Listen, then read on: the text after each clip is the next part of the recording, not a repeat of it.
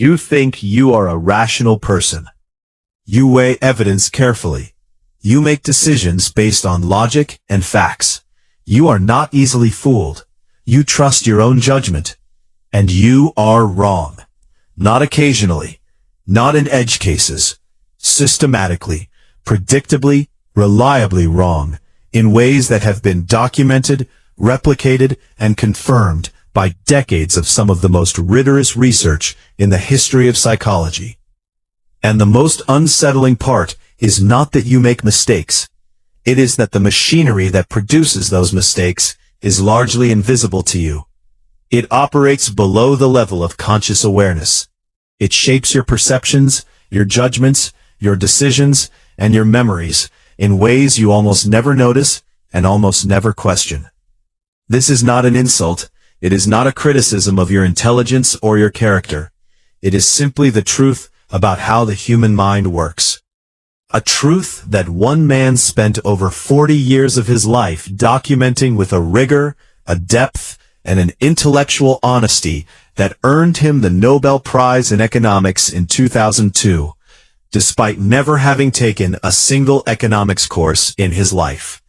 That man is Daniel Kahneman, and the book he wrote to bring his life's work to a general audience is called Thinking, Fast, and Slow. Published in 2011, it draws on decades of research conducted with his longtime collaborator, Amos Tversky, a partnership that Kahneman describes as the most important intellectual relationship of his life. Together, they identified the systematic errors, the cognitive biases, the predictable irrationalities that govern human judgment in ways that classical economics and common sense had both completely failed to anticipate. Their work did not just change psychology. It changed economics, medicine, law, public policy, and the way that thoughtful people in every field think about decision-making. In the next 30 minutes, we are going to go through the most important ideas in this extraordinary book, not just as intellectual curiosities, but as tools, as mirrors, as a way of seeing your own mind more clearly than you ever have before. Because Kahneman's deepest hope in writing this book was not to make you feel bad about your cognitive limitations. It was to give you a vocabulary for recognizing them in yourself and in others, so that in the moments that matter most, you have at least a fighting chance of thinking a little more clearly. Let us start with the framework that organizes everything else in the book. The distinction between what Kahneman calls System 1 and System 2 thinking. System 1 is the fast mind. It operates automatically, continuously, and almost entirely without effort or conscious control. It is the system that recognizes faces, reads emotional expressions, understands language, drives a familiar route, completes the phrase bread and, recoils from a sudden loud noise, and generates the first impression you form of a stranger in the first 2 seconds of meeting them. System 1 never sleeps. It is running right now, processing the sound of your environment, registering the temperature of the room, forming evaluations and associations at speeds that conscious thought could never match. It is extraordinarily powerful, extraordinarily fast, and extraordinarily prone to specific, predictable errors. System 2 is the slow mind. It is the deliberate, effortful, conscious thinking that you bring to a difficult math problem, a complex argument, a carefully worded email, a decision that requires weighing multiple competing factors. System 2 is what you engage when you try to remember a phone number while walking through a crowd, or when you compare the value of 2 mortgage offers, or when you try to stay calm in a situation where your instinct is to react emotionally. System 2 is capable of rational, logical, careful thought. But it is slow. It is effortful. It requires concentration. And it is lazy. Profoundly, constitutionally lazy. It avoids being deployed whenever possible, and defers to System 1 at every available opportunity. Here is the dynamic that produces most of the cognitive errors Kahneman documents. System 1 generates rapid, confident, emotionally compelling impressions, judgments, and intuitions. It presents these to System 2, not as suggestions or hypotheses, but as facts, as reality. System 2, which is supposed to be the rational checker, the careful evaluator, receives these impressions and most of the time simply endorses them. Provides a post hoc rationalization for a conclusion that was already reached. Supplies a logical story for a decision that was already made by gut feeling. We think we are reasoning our way to a conclusion. We are, most of the time, rationalizing our way to a conclusion that System 1 reached first. This is the central insight that everything else in the book builds upon. You are not primarily a rational agent who occasionally lets emotions get in the way. You are primarily an intuitive, associative, emotional agent who occasionally engages in rational deliberation. And the gap between how you think you make decisions and how you actually make them is enormous, measurable, and consequential. Let us start exploring the specific ways this plays out. The first and perhaps most fundamental is what Kahneman calls heuristics and biases.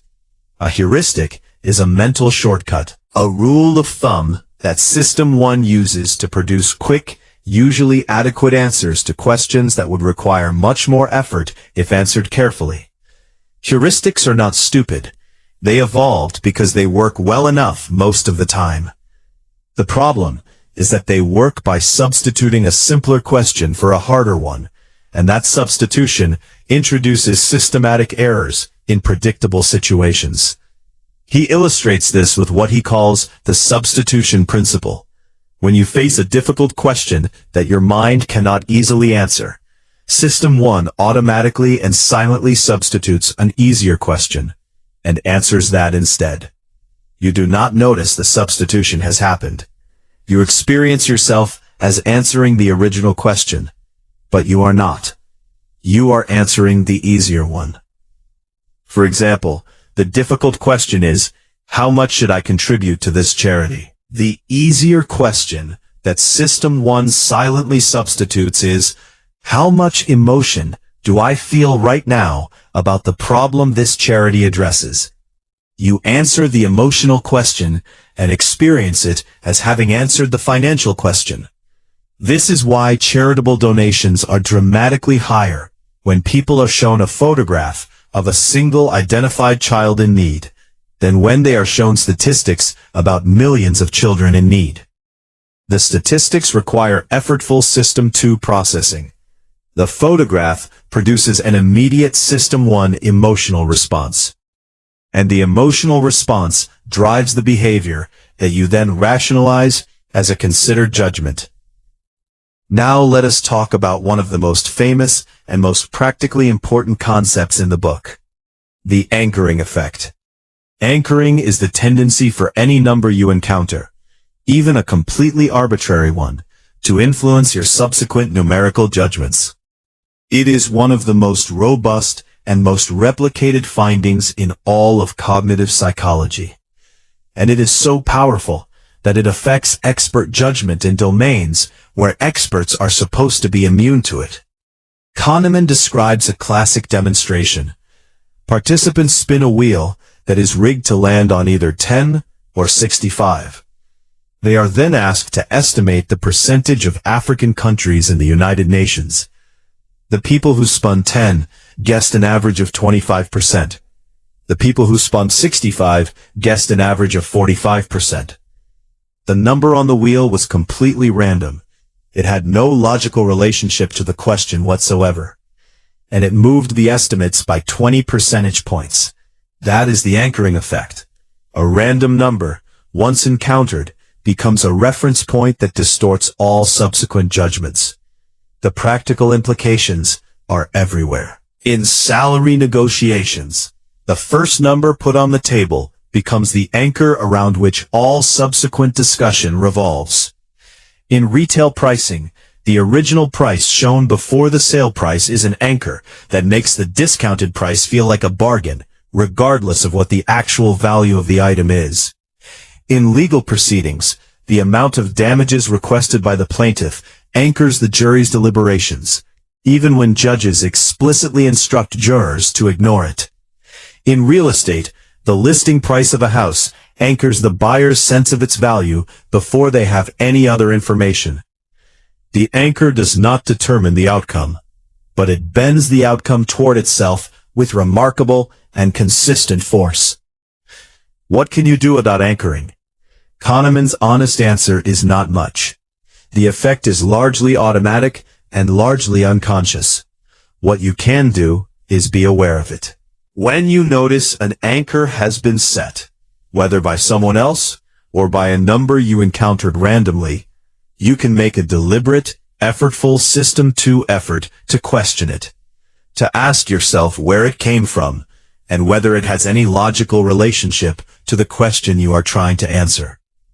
That effortful questioning will not eliminate the anchor's influence, but it will reduce it. Now let us talk about availability. The availability heuristic is one of the most pervasive and most consequential of all the mental shortcuts Kahneman documents. It works like this. When you are trying to estimate the frequency or probability of something, you do not actually search your memory for relevant statistics. You judge by how easily examples come to mind. If examples come to mind quickly and vividly, you conclude the thing is common or likely. If examples come to mind slowly and with difficulty, you conclude the thing is rare or unlikely. Most of the time, this works reasonably well. Common things do tend to be easier to recall than rare things. But the heuristic is systematically distorted by anything that makes examples more or less memorable or vivid. Dramatic events, recent events, emotionally intense events, and personally experienced events are all more available in memory than their actual frequency warrants. And this distortion produces predictable errors in risk assessment. After a plane crash receives extensive media coverage, people dramatically overestimate the risk of flying. After an earthquake, people rush to buy earthquake insurance even in areas where the geological risk has not changed at all. After a high-profile shark attack, beach attendance drops across a wide region, even on beaches thousands of miles from the incident. The event is available. The System 1 conclusion is that the risk is high, and System 2, too lazy and too busy, does not bother to check the actual statistics. The same dynamic applies in reverse. We systematically underestimate risks that are real but undramatic. The risk of dying from a heart attack over 20 years of poor diet is statistically enormous, but it is not vivid. It does not produce a memorable image. System 1 does not flag it as urgent, and so it does not drive behavior the way a single dramatic news story does, even when the dramatic story represents a risk that is orders of magnitude smaller. Now let us talk about what Kahneman calls the representativeness heuristic. And he introduces it through one of the most famous experiments in the history of psychology. The story of Linda. Linda is 31 years old, single, outspoken, and very bright. She majored in philosophy. As a student, she was deeply concerned with issues of discrimination and social justice, and also participated in anti-nuclear demonstrations. Participants are asked which is more probable. Number 1, Linda is a bank teller. Number 2, Linda is a bank teller and is active in the feminist movement. The overwhelming majority of people choose number 2, and this is a logical impossibility. The probability of two things both being true can never be higher than the probability of either one alone. Linda being a bank teller and a feminist cannot be more probable than Linda simply being a bank teller. But she sounds like a feminist. She fits the stereotype. She is representative of the category. And so System 1 overrides the basic laws of probability and produces a confident, vivid, completely wrong answer. This is the representativeness heuristic. We judge probability by resemblance to a prototype rather than by actual statistical reasoning. And it leads us astray in predictable ways. We overestimate the probability of events that fit a compelling story. We underestimate the probability of events that are statistically likely but narratively bland. We see patterns in random data because we are looking for things that match our prototypes. And we construct causal explanations for events that are actually the product of chance, because chance does not feel representative of anything, and our minds demand a story. Kahneman spends considerable time on the concept of regression to the mean, which is one of the most systematically misunderstood phenomena in human experience. Regression to the mean is the statistical fact that extreme performances, both very good and very bad, tend to be followed by more average ones. Not because anything has changed in the underlying system, simply because extreme performance requires both skill and luck is by definition unreliable. A golfer who shoots an exceptional first round in a tournament will almost always shoot a more average second round. Not because they played worse, but because their exceptional first round required both their skill and an unusually good run of luck. The luck does not persist. A student who scores at the very top of their class on one test will usually score somewhat lower on the next, not necessarily because they studied less, but because extreme scores require both knowledge and favorable random variation. The variation regresses. The human mind is profoundly bad at understanding this. We see a performance improvement following a criticism and conclude that the criticism was effective. We see a performance decline following praise and conclude that the praise was counterproductive. We have invented elaborate causal explanations for what is largely a statistical inevitability.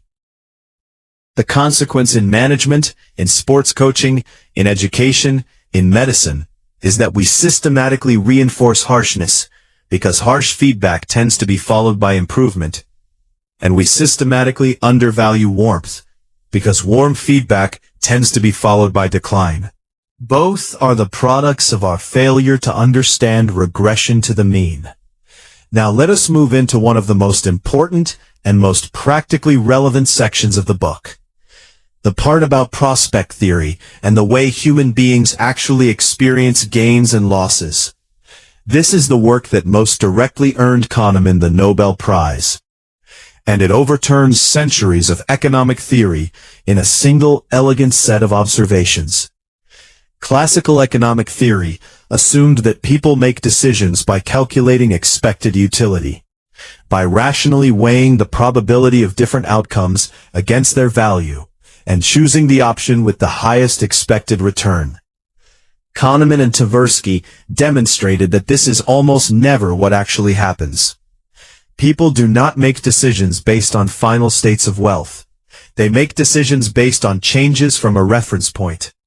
And gains and losses from that reference point are not experienced symmetrically. Losses feel approximately twice as painful as equivalent gains feel pleasurable. This is loss aversion, and it is one of the most powerful and most consequential findings in all of behavioral economics. The pain of losing $100 is roughly twice as intense as the pleasure of gaining $100, which means that people will take irrational risks to avoid a certain loss, and will forgo irrational gains to avoid the possibility of a loss. The emotional asymmetry between gains and losses distorts decision-making in predictable ways across every domain of human life. He illustrates this with a simple experiment. Would you accept a coin flip where you win $150 if heads and lose $100 if tails? Most people say no. The expected value of this bet is positive. On average, you come out ahead. A perfectly rational agent should take this bet every time. But most people refuse it, because the potential loss of $100 feels more significant than the potential gain of $150. Only when the potential gain is raised to around $200 do most people start to accept the bet. Loss aversion adds a premium of roughly 2 to 1 to losses relative to gains. The practical consequences of this are everywhere. Investors hold losing stocks far longer than they should, because selling crystallizes the loss and makes it real, while holding maintains the hope that it might recover. People stay in bad jobs, bad relationships, and bad living situations far longer than is good for them, because leaving means accepting a certain loss, while staying preserves the possibility that things might improve. Companies avoid sensible strategic pivots because the acknowledged losses of abandoning the current strategy feel more painful than the uncertain gains of the new one. Loss aversion is the engine of the status quo. It is the invisible force that keeps people and organizations locked in situations that are not working, because the pain of the known loss exceeds the anticipated pleasure of the potential gain. Connected to loss aversion is what Kahneman calls the endowment effect. Once you own something, you value it more than you would pay to acquire it. People asked to sell a coffee mug they have just been given typically demand about twice what people would pay to buy the same mug. The act of ownership changes the value in your mind, not because the mug has changed, but because giving it up now feels like a loss. And losses hurt more than equivalent gains feel good. The endowment effect is why negotiations are so difficult, why people demand more to give up their current position than others will pay to acquire it, and why the mere act of possessing something changes how much you think it is worth. Now let us talk about what Kahneman calls the planning fallacy. And this one is personally relevant to almost everyone who has ever worked on a project or set a goal. The planning fallacy is the universal human tendency to underestimate the time, cost, and difficulty of future tasks, while overestimating the likelihood of success. It affects individuals. It affects teams. It affects governments and corporations. It affects experts as much as novices. And it does so even when those involved have extensive experience with similar projects going wrong in exactly these ways. The Sydney Opera House was projected to be completed in 1963 at a cost of $7 million. It was completed in 1973 at a cost of $102 million. The Channel Tunnel, connecting England and France, was completed 80% over budget. The Boston Big Dig Highway project was estimated at $2.5 billion and cost $15 billion. These are not aberrations. Large infrastructure projects worldwide are on average 45% over budget and 7 years behind schedule. And the people making the original estimates were not lying. They genuinely believed them. They were simply doing what human minds do by default. They were imagining the best-case scenario and treating it as the most likely one. Kahneman identifies the root cause. When we plan, we focus on the specific project in front of us. We build a detailed causal narrative of how it will unfold. We imagine the steps succeeding one after another. We imagine ourselves as competent, motivated, well-resourced actors moving through a cooperative environment. What we do not do is consult the base rate. We do not ask how long similar projects typically take for people like us in situations like this. We do not look at the outside view. We are lost in the inside view, the detailed specific narrative, and the inside view is almost always optimistic. The antidote Kahneman recommends is what he calls reference class forecasting. When estimating how long something will take, or how much it will cost, look at a reference class of similar projects. Find out what the average outcome is for projects of this type. Use that as your baseline. Then adjust for the specific features of your situation that make it genuinely different from the average case. This approach feels uncomfortable, even defeatist, to many people. It seems to undermine motivation and vision. but it produces dramatically more accurate estimates. And accurate estimates, even uncomfortable ones, lead to better decisions than optimistic ones that set you up for disappointment and failure.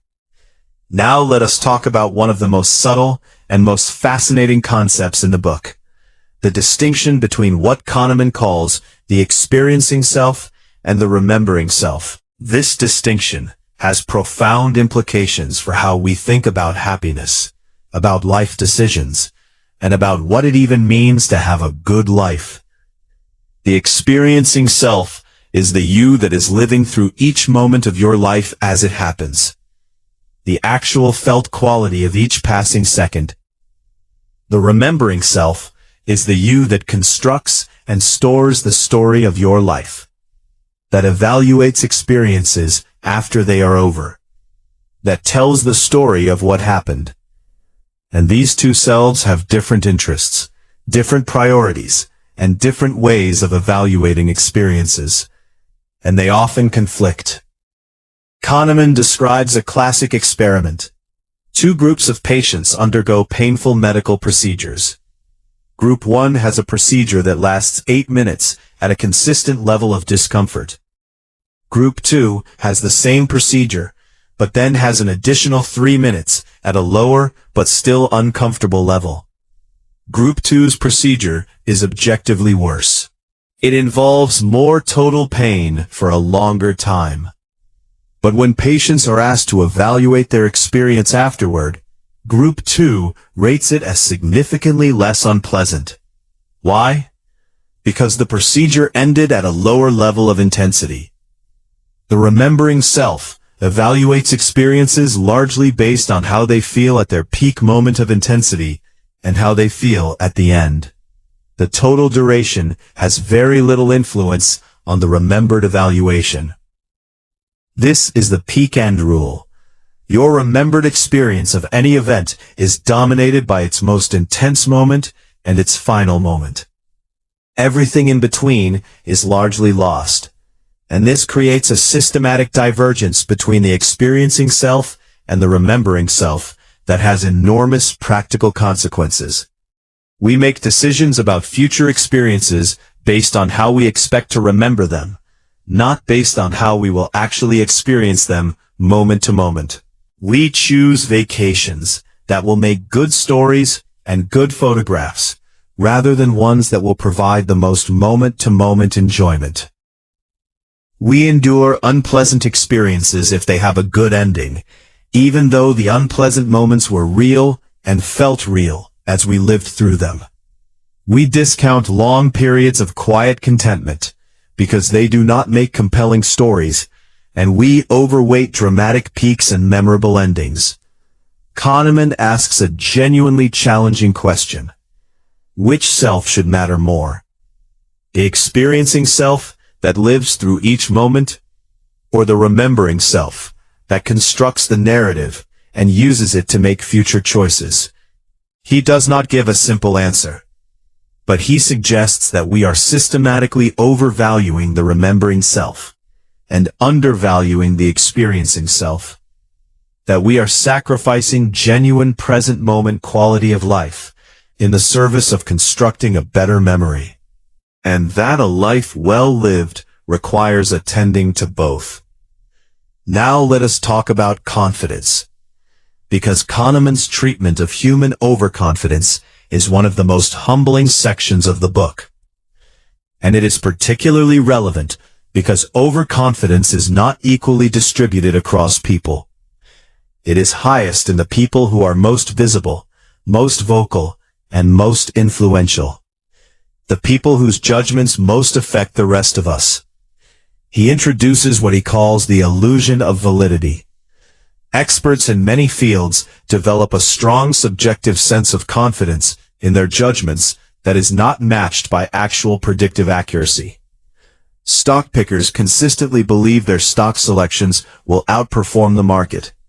The research shows that most professional stock pickers do no better than chance over the long term, and most do worse than a simple index fund after fees. Clinical psychologists develop confident diagnoses based on brief interactions with patients. Studies show that simple actuarial formulas outperform clinical judgment in most diagnostic tasks. Admissions officers develop confident assessments of applicants based on interviews. Research consistently shows that interviews add very little predictive power over what is already available in the written application. The subjective experience of confidence is not a reliable indicator of the accuracy of a judgment. It is an indicator of the coherence of the story your mind has constructed. When the pieces fit together smoothly, when System 1 produces a coherent narrative without friction, you feel confident. But the coherence of the story is not the same as the truth of it. A false story, consistently told, can feel more coherent and produce more confidence than a true but complicated one. He makes a distinction here that is enormously important in practice. He distinguishes between domains where genuine expertise is possible and domains where it is not. Expertise requires two conditions. First, a sufficiently regular environment where patterns are real and stable. Second, an opportunity for prolonged practice with clear and timely feedback. Chess masters have genuine expertise because the environment of chess is stable and feedback is immediate and clear. Firefighters have genuine expertise because the environments they work in, while complex, have enough regularity that experienced firefighters develop reliable pattern recognition. But stock market analysts do not have genuine expertise in this sense because financial markets are not sufficiently regular. And long-range political forecasters do not have genuine expertise because the systems they are predicting are too complex and too chaotic to reward consistent pattern recognition. The practical lesson is this: be calibrated in your confidence. In domains with genuine regularity and clear feedback, trust expert intuition. In domains that are too complex and too irregular to support genuine expertise, be deeply skeptical of confident predictions, including your own. Now let us bring everything together, because Thinking Fast and Slow is not ultimately a book about cognitive psychology, though it is the most rigorous and most readable account of that field ever written for a general audience. It is a book about the gap between who we think we are as thinkers and who we actually are. Between the rational, deliberate, evidence-weighing decision-maker we believe ourselves to be, and the fast, intuitive, associative, emotionally driven, systematically biased mind that is actually running the show most of the time. Here is what you take from this book. You have two thinking systems, and they are not equal partners. System 1 is fast, powerful, automatic, and largely invisible. System 2 is slow, effortful, deliberate, and lazy. Most of your decisions are made by System 1 and endorsed by System 2 after the fact. This is not a flaw to be overcome. It is a feature that allows you to function in a complex world without being overwhelmed. But it comes with specific, predictable costs. Anchors shape your judgments even when they are arbitrary. The first number you encounter bends all subsequent judgments toward itself. Availability distorts your risk perception. The things you can easily remember feel more common and more likely than they actually are. Representativeness makes you a storyteller rather than a statistician. You judge probability by resemblance to a prototype rather than by actual frequency. Loss aversion makes losses feel twice as painful as equivalent gains feel pleasurable. And it keeps you locked in situations that are not working, because the pain of the certain loss exceeds the anticipated pleasure of the potential gain. The planning fallacy makes you chronically optimistic about the time, cost, and difficulty of future projects. And the remembering self overrides the experiencing self in ways that lead you to make choices that serve your narrative rather than your actual moment-to-moment well-being. Kahneman does not end the book with a set of techniques for overcoming all of these biases. Because he knows from 40 years of research that most of them cannot be eliminated through willpower or awareness alone. What awareness can do is slow you down in the moments that matter most. It can help you recognize when you are in a situation where System 1 is likely to mislead you. It can prompt you to ask whether you are looking at a problem from the inside view when you should be consulting the outside view. It can make you pause before endorsing a confident intuition in a domain where genuine expertise is not possible. It can make you ask whether an anchor has been set that you have not questioned. It can make you notice when a story feels true primarily because it is coherent, rather than because it is accurate. He describes the ideal he calls the reasonably good decision maker. Not a perfectly rational agent, not someone who has eliminated all bias and error, but someone who knows enough about their own cognitive machinery to be appropriately humble about their judgments, appropriately skeptical of their own confidence, and appropriately willing to slow down and bring System 2 to bear when the stakes are high and the temptation to rely on System 1 is strongest. That is not a perfect mind.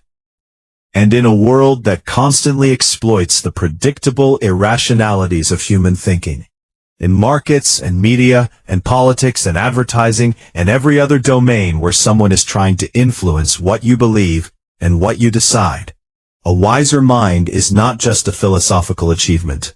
It is a practical advantage of enormous consequence. You think you are a rational person. You are not. None of us are. But knowing that, really knowing it, seeing it clearly in yourself and in the world around you, is the beginning of something that is better than rationality. It is the beginning of genuine wisdom. And wisdom, unlike rationality, does not pretend that the fast mind does not exist. It works with it, understands it, and knows exactly when to slow down.